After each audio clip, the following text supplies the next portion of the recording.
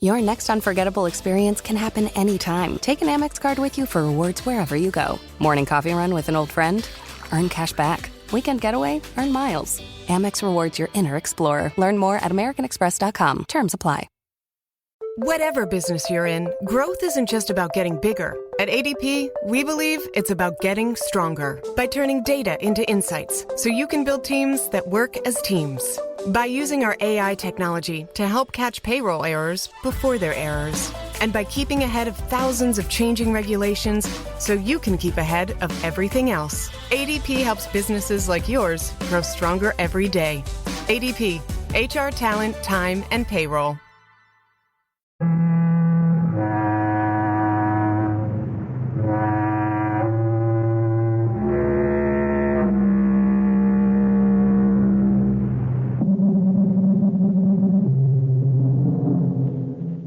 The CBS Radio Mystery Theater presents...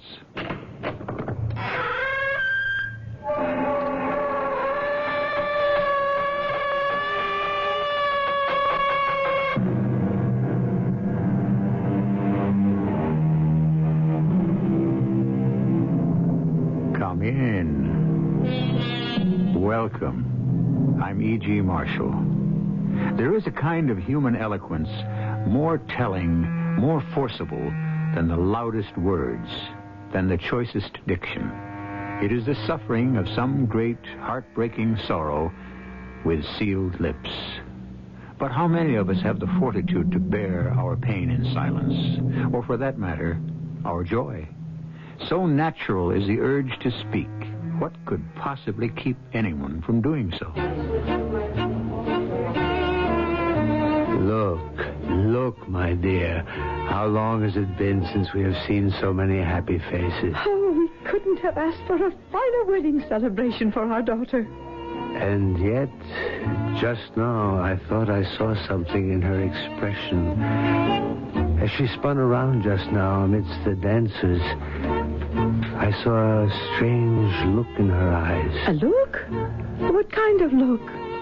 A look almost of terror.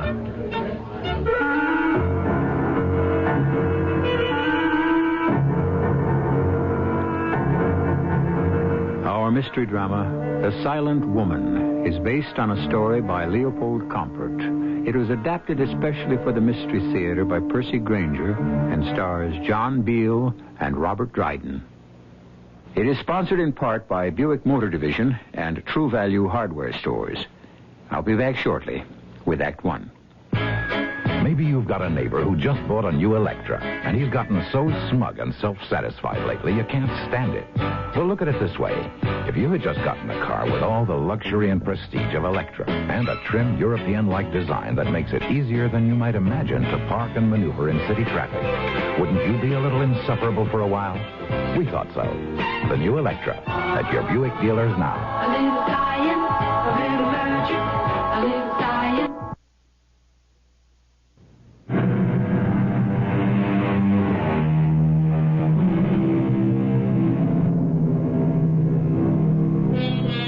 Laughing at fools is one of the oldest of mankind. We are pleased to consider ourselves superior to such people. But there is another tradition regarding the fool, that he is really the wisest of men, whose only failing is that he cannot dissemble. I personally prefer this tradition, for the following story is told us by a fool, and it would be a shame to think it weren't true. The time is the last century. We're in a small town in Central Europe, in a cemetery. She was a woman of exceeding virtue, the most loyal of wives, and the best of mothers. She was. Come, sister, be silent. Please relent. Now that my wife is gone, can't you soften your heart? One mustn't speak unkindly of the dead. Then I cannot speak at all. My name is Leip. They call me Na, the fool. When I was young, it bothered me, but now, well, how many people of my poor background can boast of a title? But it is not my story I want to tell you. Today, my master, the Rabbi Mendel, has buried a most remarkable woman, about whom, as you've just heard, opinion was sharply divided. Her name was Vela, and she was married to our wealthiest merchant, a kindly man named Franz Joma. Vela was very beautiful, but somewhat silly and frivolous, and many people predicted much trouble in her marriage. But something happened, for her marriage appeared to be a success, except in one very, very strange particular. In the 27 years it lasted, she was never once heard to utter a single word. Vela, are you awake? It's Bezel, your sister-in-law. Look what I have in my arms. Your child. It's a girl. The doctor says she is healthy and strong. Look how active she is already and barely 2 hours old. Look. She's holding out her arms for you. She recognizes you. Vela. Vela, will you not speak to her?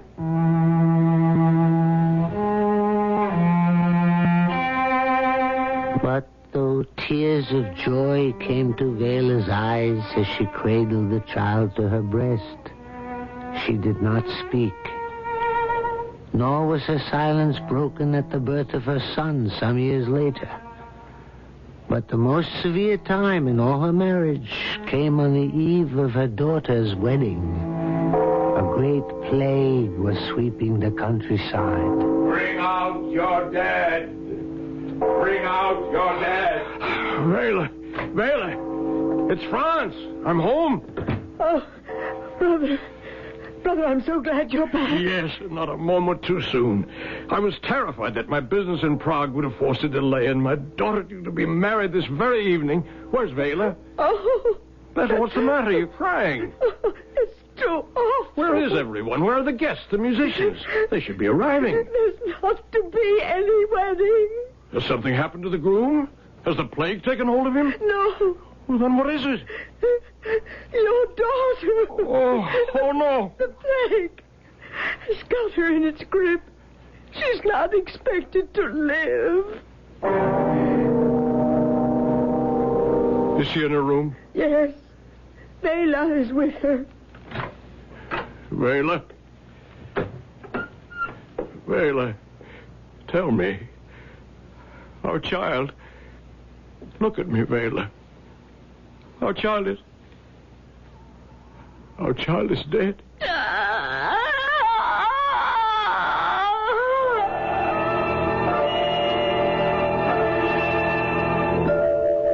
Vela's cry of anguish echoed in her husband's ears. But though she wept as they bore her daughter's body away, not a word of complaint passed her lips. Thus did she bear all, joy and sorrow, in deep silence for 27 years. And for 27 of those years, an argument has raged between Franz and his old maid sister, Bethel. I tell you, it's nothing but willful malice on her part. No, sure you're wrong. Bethel, are you jealous? Not in the least. Vela used to boast how she would break hearts. But I never thought it would be my own brother she'd make so miserable. But, Bethel, I'm not miserable. The only thing that makes me unhappy are these arguments. Do you want me to leave your house, then? You'd expel your own sister? No, only please keep your voice down. It hurts Vela deeply to know that you disapprove of her so. Then why will she not speak? I don't know. I know she wants to. Sometimes I can see her lips move, almost forming the words. It must be some physical deformity. Nonsense. She was the picture of health until the very day of her wedding. And she can utter every sound except those of speech. What deformity could be so selective? Well, there are those who say that she's been bewitched. You are a prosperous merchant. You are my brother. How can you believe such superstition? If it is not a physical deformity, then what could possibly prevent her from speaking, if not a supernatural force? Some of our most trusted friends, people who were at the wedding, who danced with her, say that they noticed something odd. Why did no one speak up at the time? They swear that there must have been an evil eye on her, one jealous of her beauty. Is this not possible? I'm sure I don't know. She's mocking your weakness to your face. If I were you, I'd give her a good hiding. No, I could never do a thing like that. What has happened is God's will. It is a mystery not given us to know. I am certain her power of speech is in some way paralyzed. And I can't live any other way but to have faith that it will someday be restored.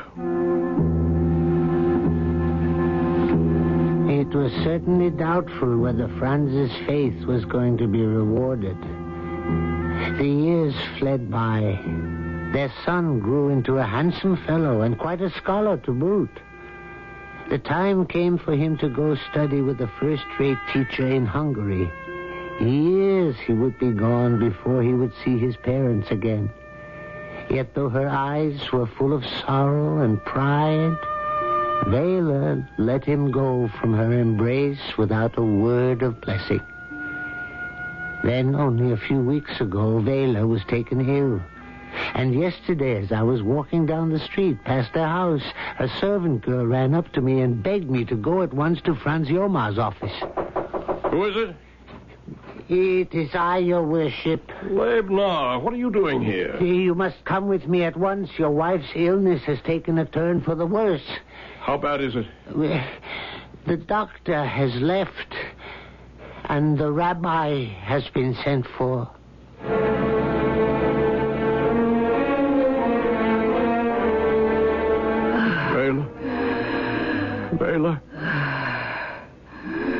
Vela, it's me, Franz. How tired you look, my dear. You're ready for sleep, aren't you? I can see in your eyes that you are. Vela, can you not now speak to me? Is there no prayer, no miracle that can loosen your tongue and free you from whatever curse has possessed you all these years? I know I'm not the best of men, but if God would only grant me this one wish. There's so little time left. Brother, is she still alive? Yes. The rabbi is on his way. He wants very much to see her. He says he must see her before she dies. Hush, Bethel, don't speak of death so openly. Because she cannot speak, do you think she has no ears? Her cheek is burning. Vela, if I could only hear your voice once more. I've never doubted you, never reproached you. Franz, be quiet. You're exciting her too much. Rabbi Mendel says he must see her. Look, her lips are moving. She wants water. No, she wants to speak. I can see the words forming. Let her save her strength. She's struggling. She's wrestling with the very devil. Vela, I have loved you so much all these years.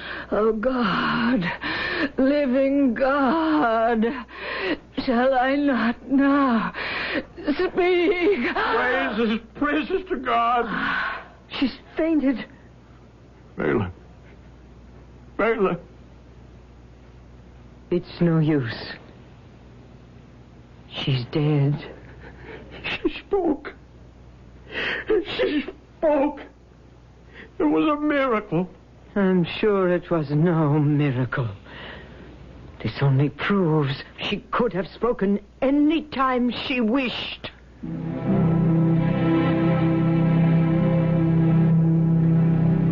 Rabbi Mendel was very upset that he did not reach Vela's bedside before she died. Oh, was he upset. The night after the funeral, however, he was still brooding. And when I brought in his meat for supper, he was still staring at his soup. What do you see in that bowl that's so fascinating, Rabbi? I see a fool, Abe. Well, your secret is safe with me. After all, One of us has to pretend to be a rabbi, otherwise how could we afford to live in so grand a style? What grand style? Why use a perfectly good bowl of soup for a looking glass when any rain puddle would do just as well? I live. Between us, we make one passable human being. I shouldn't waste time brooding. But if only I had hurried faster. They say she spoke anyway. A single sentence. I don't think that mattered to poor Mr. Franz. I saw his eyes when he came from her room. I've never seen such happiness in the midst of such sorrow. 27 years. I've never seen anything like it. You remember the night of her wedding? Oh, yes, I remember. I remember everything. See who that is, huh? Labe? Oh, good evening, Mr. Franz and Miss Bethel. Good evening, Labe. Is the rabbi here? I don't know. Let me ask. Of course I'm here. Why do you have to ask? A moment ago, you were in the past. Just shut the door. Forgive us for disturbing your evening meal, Rabbi, but we must have judgment. Judgment? Yes, there hasn't been peace between my sister and myself for 27 years. And now that Vela is dead, it will be worse than ever. I'd be willing to drop the whole matter if Franz didn't insist on referring to Vela's last words as a miracle. But that's what they were. A miracle. Is this not so, Rabbi? She was the ultimate shrew. My old friends, you are both wrong. What? The miracle is not that she broke her silence with her last breath, but that for 27 years... she did not speak.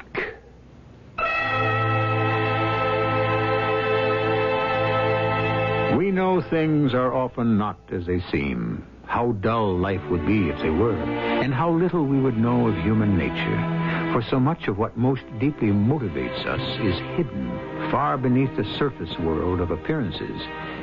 We shall begin to see beneath the surface of Vela's world when I return with Act 2. It takes more than good paint to get a good-looking paint job. Hi, Pat Summerall to suggest you go to your True Value hardware store and see their selection of paint accessories that can help you get a professional-looking result for a fraction of professional cost. One of their handiest painting accessories is the True Test 8-piece roller painting kit for just $3.99. It includes almost everything you need for your next painting job. You get a 9-inch roller cover, frame, roller extension, paint tray, 1.5-inch trim brush, and more, all for just $3.99. True Value hardware stores also offer a complete selection of quality True Test Orel paint brushes. Choose from their selection of varnish enamel brushes, wall brushes, agate or sash brushes, in a variety of sizes from just $1.98. Get the True Test 8-piece roller painting kit and quality True Test Orel paint brushes exclusively at participating True Value hardware stores and home centers. And remember, True Value, much more than just a name, our way of doing business.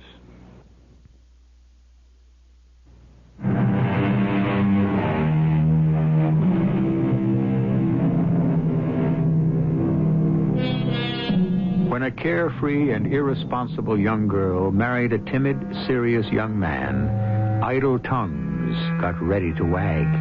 Then, literally overnight, she was transformed into a sedate, mature woman, an excellent wife and mother, in all respects, save that she would not, or could not, speak. Through grief and joy, only her eyes told the story of what her heart was feeling. And now that that heart beats no longer, the mystery surrounding her looms larger than ever. Rabbi, you say it was a miracle that she did not speak? Vela was a worthy among worthies, a saint. What? Oh, but this is disgraceful. She was doing it deliberately. You asked me to render judgment. It has been rendered. Now, if you will let me get back to my meal, Labe will show you to the door. Good evening. 1,000 thanks, Rabbi. Come, Bethel. No. This judgment makes you happy, of course, Franz. It vindicates your simple faith. And it makes me look like a fool. Good, madam, please, let the rabbi eat. If he does not eat, he will be in a bad humor. And if he's in a bad humor, he will expect me to get him out of it, and I'm very tired. Labe is right, sister. It is late. I will not hear a woman praised who sat by in silence at times when most mothers could not have found words enough to express their feelings. Well, then perhaps she was the wise one for not even trying. Now, please, good night.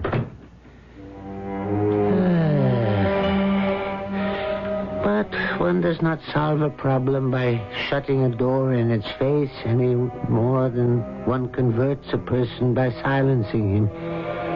It took them a whole 24 hours, but the very next night, they were back.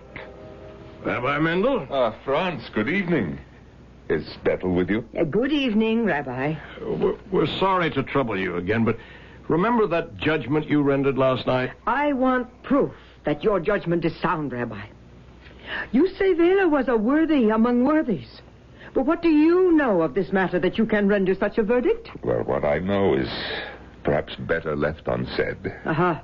I do not like the sound of that. Rabbi, I'm afraid you must tell us. For you have now undone the effect of your judgment altogether.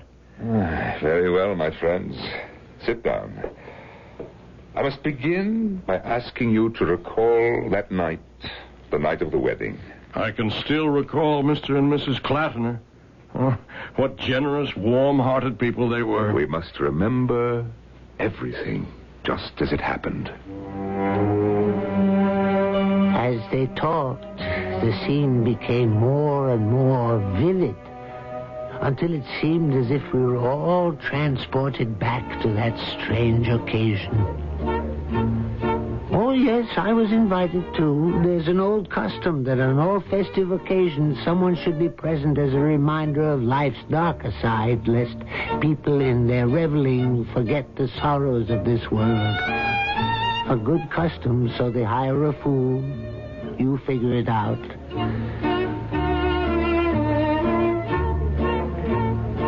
Zelda, this is a splendid occasion, is it not?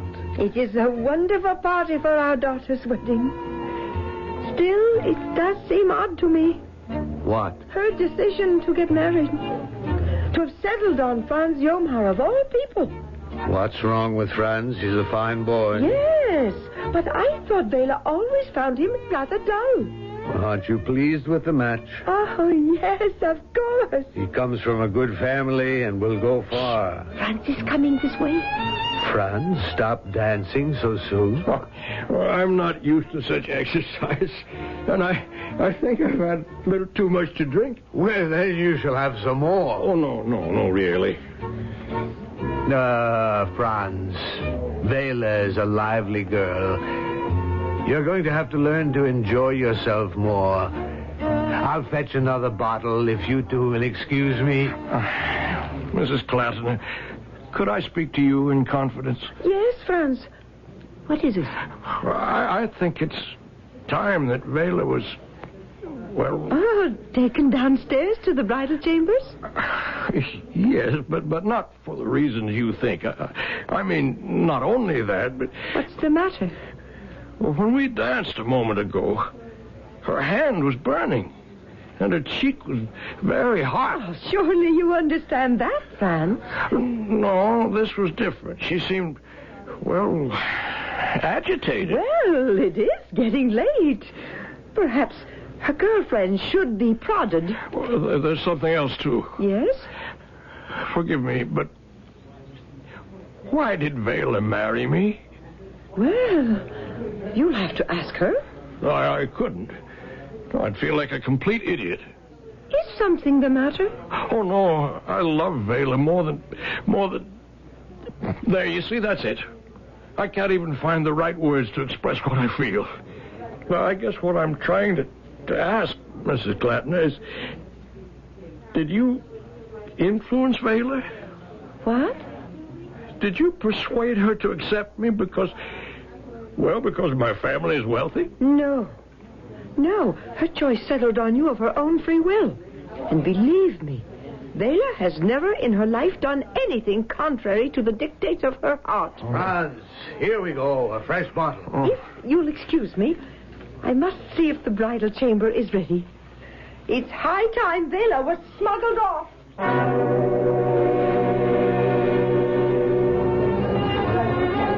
Franz?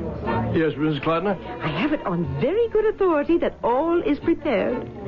But I advise you to slip down the back stairs. Some of the young men have planned some trickery if you go by the main stairway. Thanks. Excuse me, Miss Clapton. Good night. The boy's as nervous as a new clerk. He should be. The young men are waiting for him on the back stairs. Zelda. Well, one has to keep one's priorities straight. I couldn't spoil their fun just to save Franz a good ducking. No! Oh, that's painful. Reminds me of our wedding night. The water they dumped on me was straight from the river. Ice cold. What was that? She's gone. She's gone. What? Vela's gone. She's vanished. Come on, my boy. Slow down. Catch your breath. Now, what do you mean? Vela's not in the bridal chamber. But how can this be? I saw the girls take her in there not 5 minutes ago. Well, maybe it's another prank. If it is, it's carrying things a bit too far. Well, I'll speak to the girl. That's not a trick. I'm sure of it. Now, calm yourself. Oh, she's run away from me. No. Well, maybe. Well, what if some evil spirit's gotten a hold of her? Nonsense. Well, it happens, you know. They say especially on wedding nights, and especially young girls who are as good-looking as Vela is. These spirits are driven mad with jealousy. They carry their victims off, sometimes never to be seen again. Or if they do return them, it's with some horrible curse laid upon them. My boy, stop this talk. All of the girls swear they are innocent. If this is a prank, it's Vela's alone. Did they notice anything strange in her behavior when they took her into the bridal chamber? Well, she was nervous, of course, but that's to be expected, is it not? Mm-hmm. Oh, Reuben, we must find Vela at once. Word has spread of her disappearance. The guests are becoming frightened. They know the legend. Nothing but stories. Oh. Now, come. We'll search the house at once and the garden. And if she's not here, we'll go with torches and search the whole city. Oh, what shall I do? Question the servants. Find out if they saw or heard anything amiss. Come, Franz. Mrs. Zelda? Oh, Leibniz, I didn't hear you approach. Your daughter has gone. Yes. I was watching her. Oh, where did she go? Yeah, I meant earlier, during the dancing. Oh, you really are a fool. Everyone was watching her then. But I watched differently than others. Her movements were not those of one who is enjoying herself. They were desperate, frenzied, and she looked no one in the eye. Not even Franz? And least of all him. Do you think she may have done herself harm? Do you think she's gone to the river? I didn't know where Vela had gone or why, or whether she would ever come back for that matter. I left the house as puzzled as anyone. But unlike the others, I was not frightened. Whatever was going to happen was going to happen. In this world of uncertainty, I have always been certain of that. Yes, Rabbi. I remember. We searched the entire house and the garden, and there was no trace of her. Then we took torches and scoured the city. And when you returned to Reuben Cluttermer's house... She was there, sitting with her mother in the kitchen, as calm as could be. How remarkable. What is? You asked us to remember everything, and I remember something now that I'd forgotten. When we came into the kitchen, our burnt-out torches in our hands, Vela looked up, and she looked directly at me, into my eyes. Labe was right. She had avoided everyone's gaze, and most of all, mine. But now she looked at me, and I at her. And I remember a chill ran through my body. I thought, surely this woman is bewitched. But now I think we were laying eyes on each other for the first time. Yes, my son. And what it was that happened that night, I am now free to tell you. Franz and Bettel came to the rabbi's house with an argument they wished him to settle.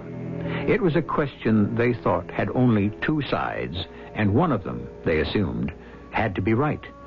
But is this always the case? I'm reminded of a riddle. Two girls walked into the classroom on the first day of school. They were identical in appearance. They had the same last name, and the same parents. Yet when the teacher asked them the obvious, were they twins, they said no. How is this possible? I'll give you the answer and the rest of our story when I return with Act 3. Why are so many people buying Buick's New Century? Well, it depends on who you ask. Mrs. Marcia Resnick? It holds the road, and it drives really smooth. It's nice. And Mrs. Phil Jackson? I like it because it's roomy.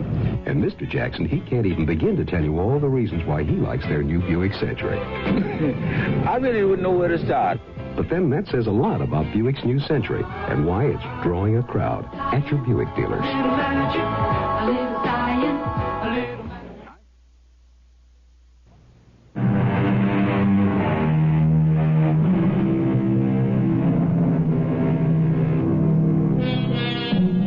Two girls, identical in looks, both with the same parents, yet they are not twins. What are they? Triplets. The third sister was home in bed, sick. This riddle should serve as a reminder that there are often three sides to every issue. Your side, my side, and the truth. And it is the truth we shall soon learn as we rejoin our story.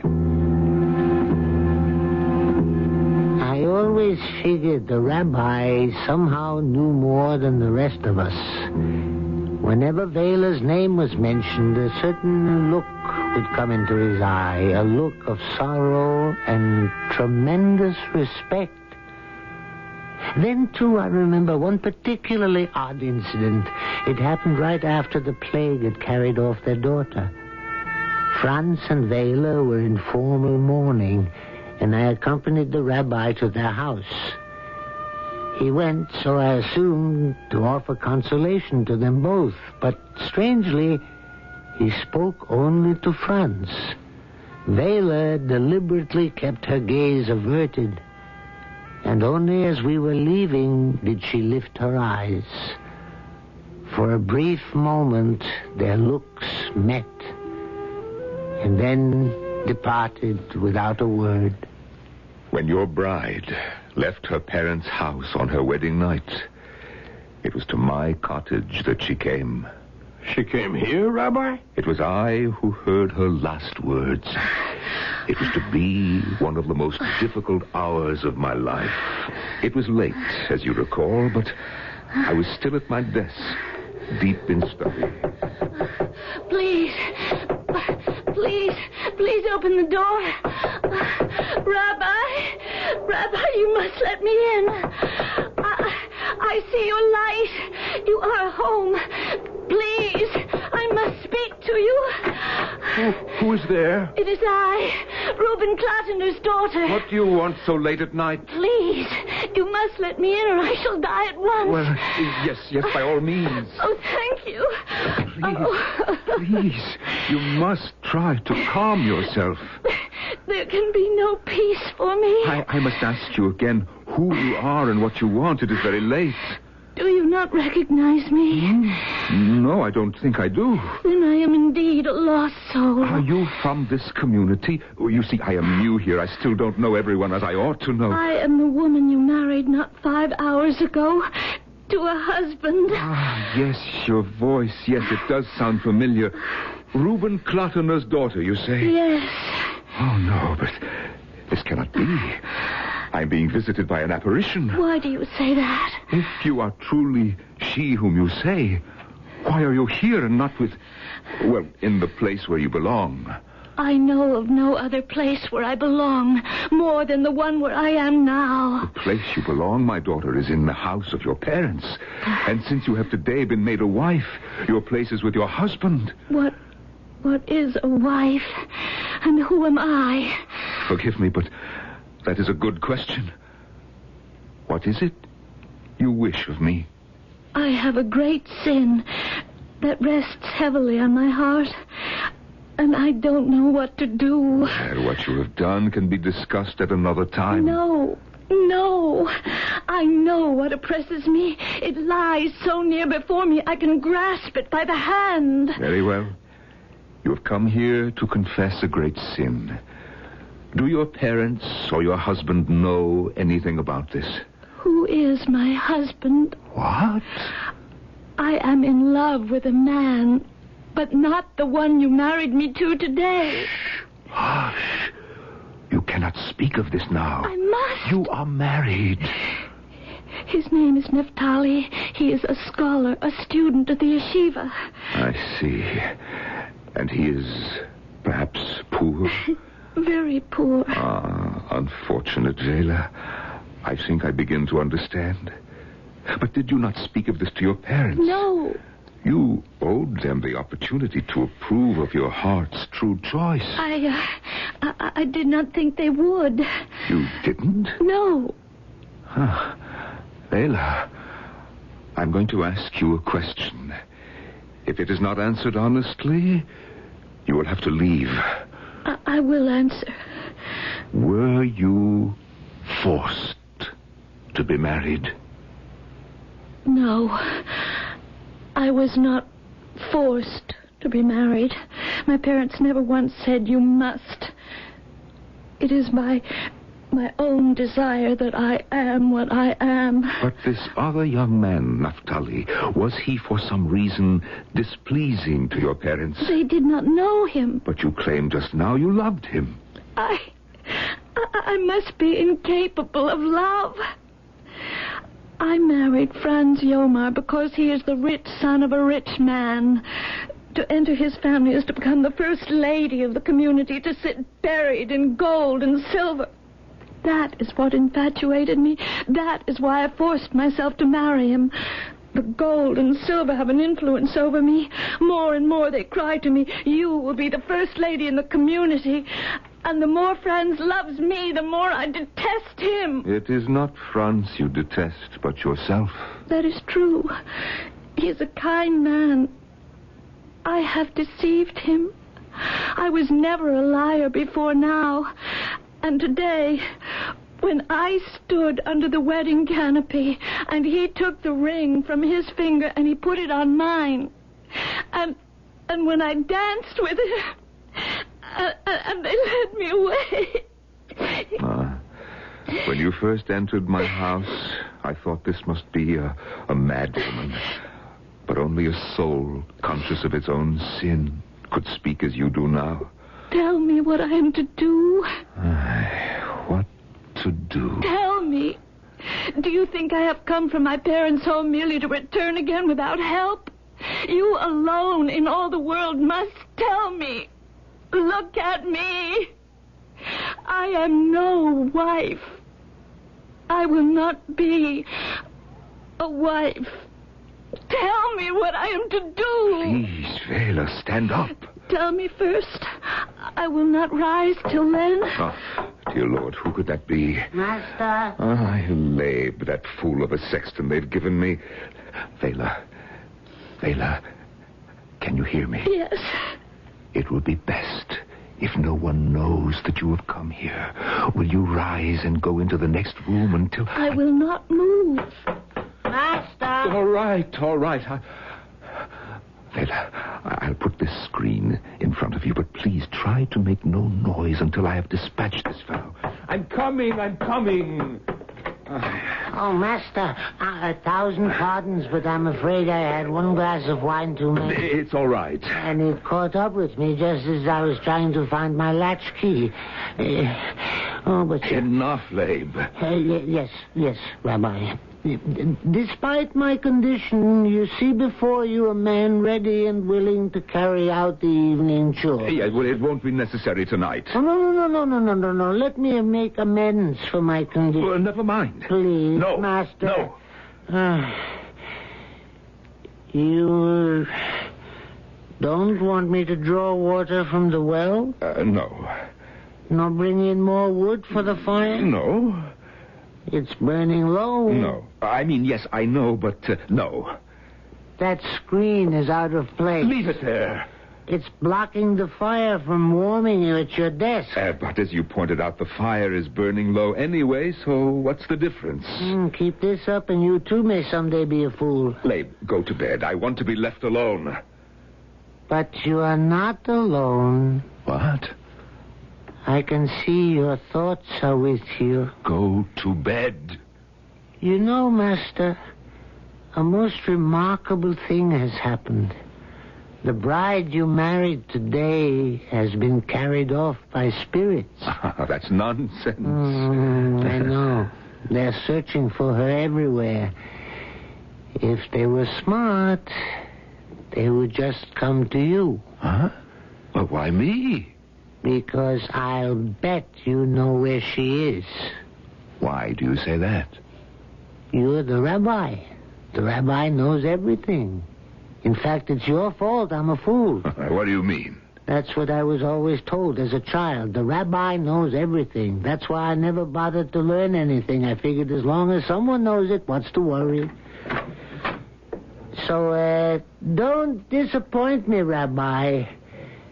I'd hate to have been a fool for nothing.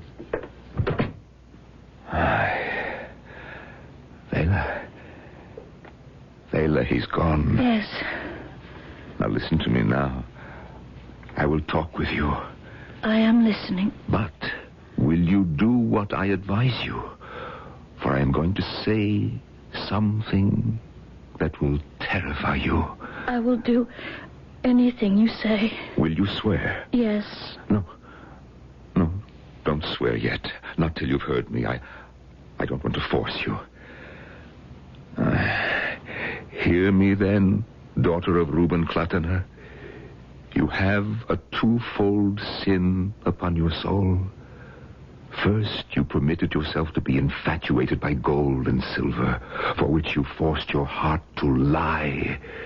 With this lie, you have sought to deceive a person who has entrusted you with his all when he exchanged vows with you today. I know. But you have committed an even greater sin than this, for you have also destroyed the happiness of another person. What can he do now when he knows what has been lost to him? Darling. Silence.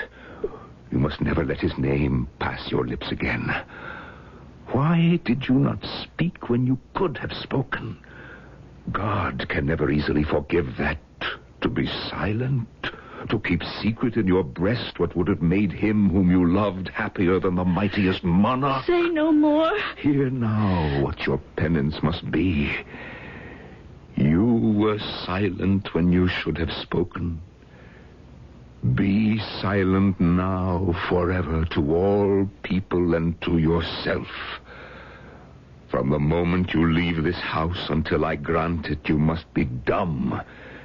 You dare not let a word pass from your mouth. Now, will you undergo this penance? I will. Do you have the strength to do it? I shall be silent as death. And now, you must go. May I say one last word? Yes. Yes, Vela. Speak.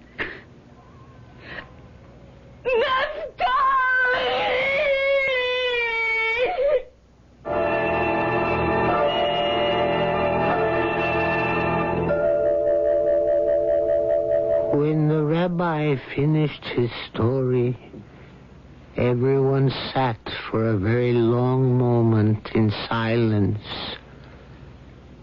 So, there it is. You see now why I rendered the judgment I did. Under the duress of her penance, I watched Vela blossom into a woman who was not only beautiful, but of wonderful character as well. So she was in love with another man? Come, Bethel, that was a long time ago. We had a good life together, and I truly think that in time she came to love me. But, Franz, can you say you were completely happy? No. Can you? Must one have everything? I had doubts about our marriage, too. But at least I can say it turned out better than I expected. And if we could only say that much about everything, what nice lives we should all have.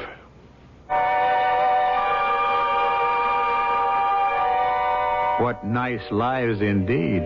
It is said we speak more with our eyes and our gestures than with our tongues. Often we speak too quickly and without thought, or we say what is expected and not what is true. How much wiser we might all be if every time before we spoke, we had to chew a piece of toffee. But what about Vela's life? Wasn't her punishment too severe? A final word on that in a moment.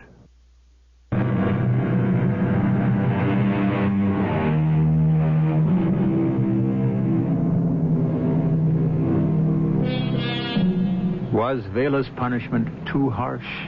Well, the story was meant as a parable, and it was written 100 years ago when the marriage tie was far more strict than it is today.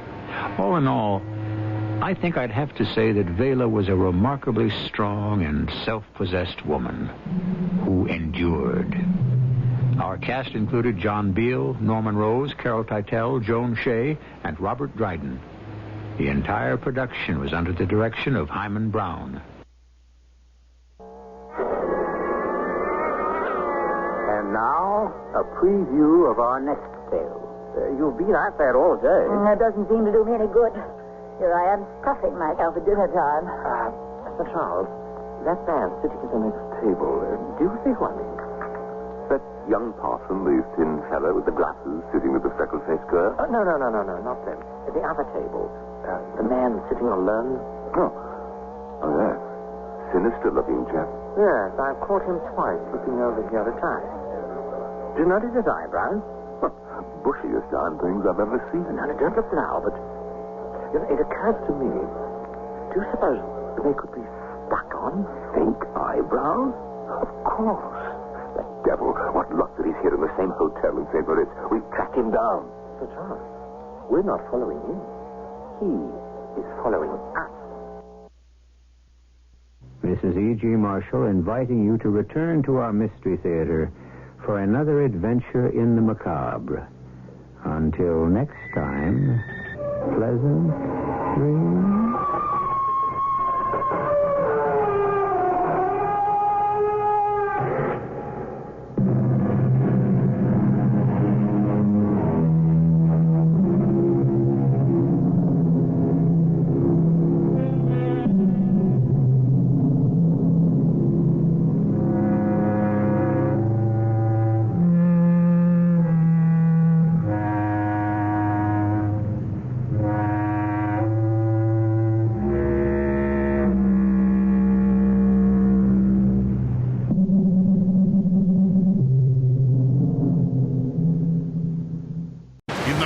Before AT&T Fiber Internet.